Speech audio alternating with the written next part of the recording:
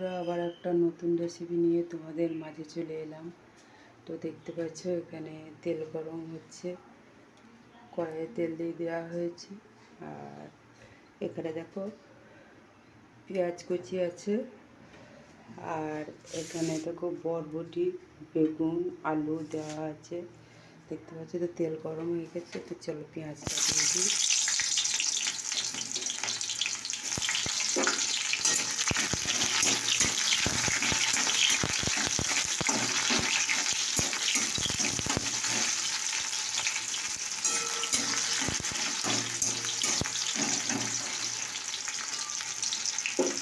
দিয়ে দিয়েছি, এবার আনাজটাকে আমি দিয়ে দিই।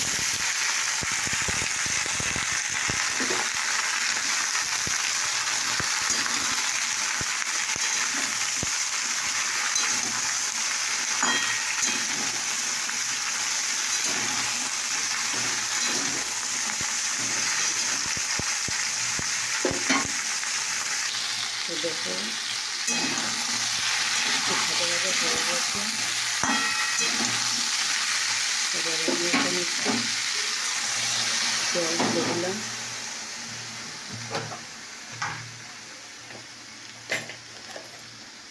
জল দিয়ে দিয়েছি, এবার পরিমাণ মতো নুন দিয়ে দিলাম।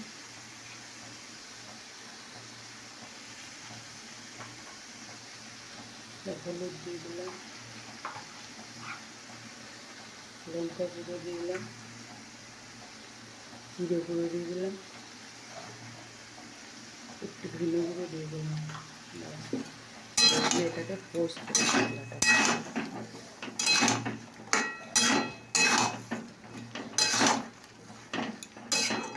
এবার মশলাটা একটু কষা হবে।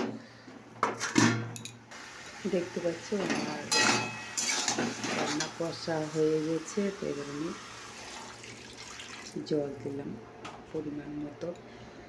তো চলো বন্ধুরা,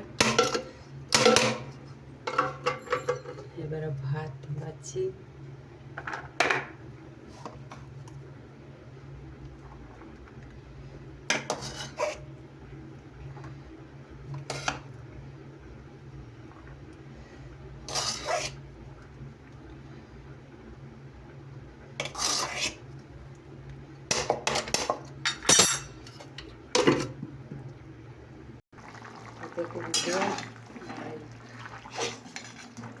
এই রেসিপিটা কিন্তু হয়ে গেছে বরবটি, বেগুন, আলু।